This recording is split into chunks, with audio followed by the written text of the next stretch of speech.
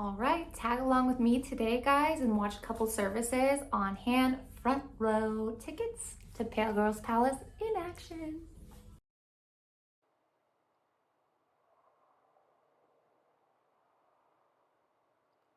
Diving right in, guys, we're going to do a fresh dermaplane on this client's skin.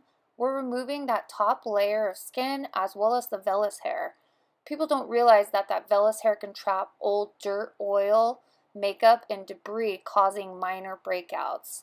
We go in with a gentle cleanse, post dermaplane to remove any vellus hair, leftover makeup, and sunscreen.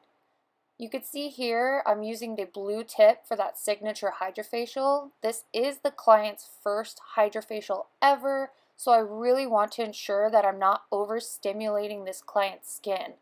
We are also pairing today's hydrofacial with a vitamin A chemical peel. This is also a chemical exfoliation.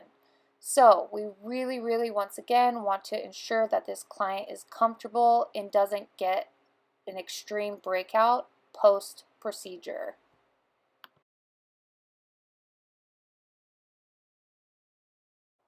I'm starting the exfoliation process here. You could see how that tool is gently gliding across the skin, removing that top layer.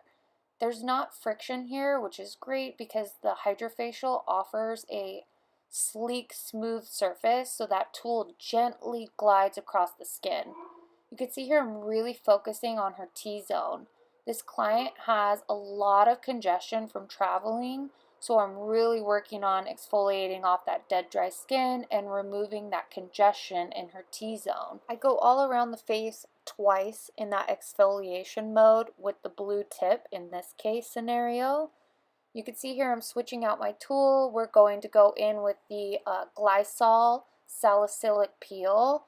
This is another form of chemical exfoliation, okay? So we are going to gently soften up that top layer of skin to prepare her for the extraction portion. You can see I've switched the tip. The glycolic salicylic blend is always going to be on a teal tip.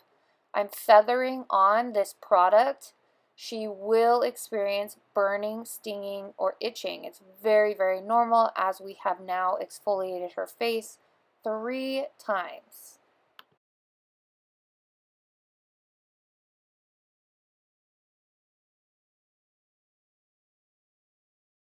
The number one thing my clients can count on is that I always ensure that they're comfortable. I will always ask the client multiple times throughout every service, hey, how are you feeling? Is there any burning, stinging, or itching? Just to reassure them that this is possible and it is common. Okay, you never want your client to feel uncomfortable or vulnerable where they cannot tell you that they're uncomfortable, right? So at some point, I typically offer the clients a fan, and if they say, hey, I'm good, don't worry about it, I will always ask a few moments later because their mind can absolutely change.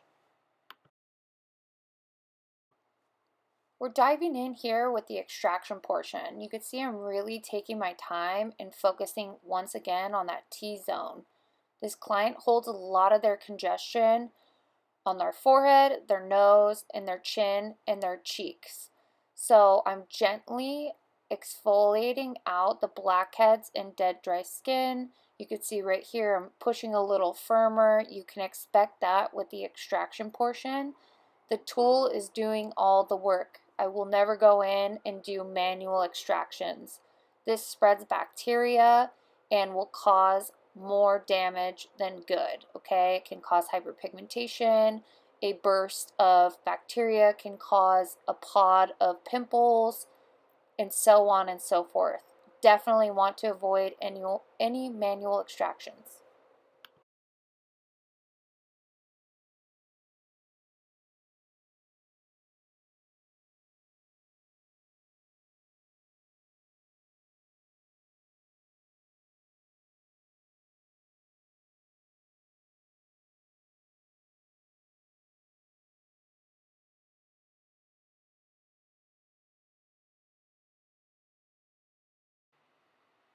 Here we're going to start prepping the chemical peel. I've selected a vitamin A peel for this client as we're discussing side effects This peel can cause severe dehydration to the skin, scabbing, and irritate it essentially. So we really want her to know the possible side effects going into the procedure.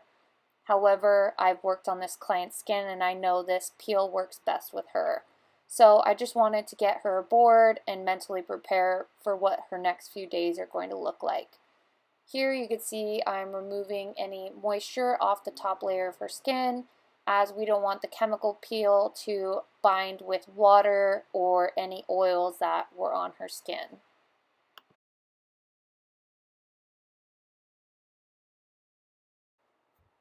So I'm going to prep the client with a Cell Balm by Glymed. This is going to go underneath her under eyes and on her lips.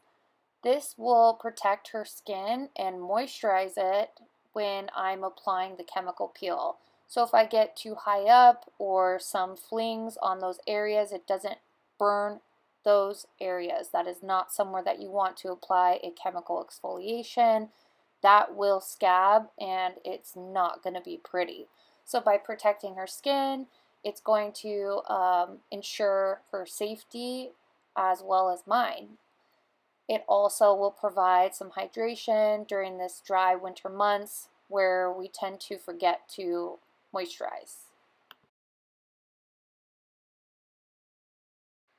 We want to make sure when we're applying on that chemical peel that we're fanning the brush away from the eyes and avoid the mouth area as much as possible.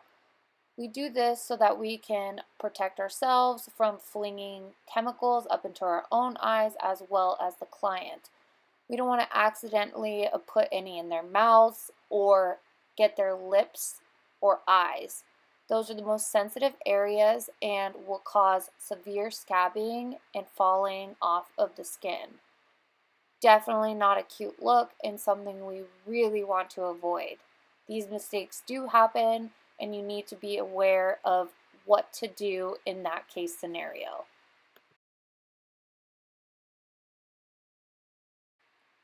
Next up, we have to remove that chemical peel off the top layer of the skin. By removing this peel, it will neutralize the burning sensation. We want to give the client a comfortable, relaxing end of the facial because we have done so much work on her face. We want to get her rested and relaxed. So by stopping the burning, we will ensure that she's back to that comfortable state and will also stop the chemical from continuing to burn those layers of the dermis.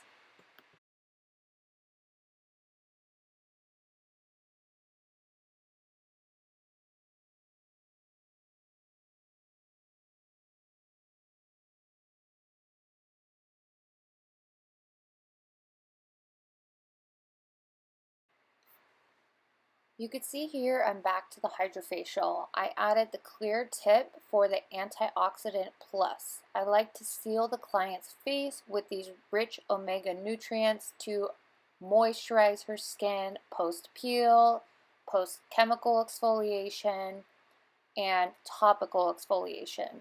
This is going to help speed up her downtime. This client, like I said, scabs very easily after a chemical peel. However, this antioxidant plus by hydrofacial really helps those cells turn over quicker with less Freddy Krueger style scabbing in downtime.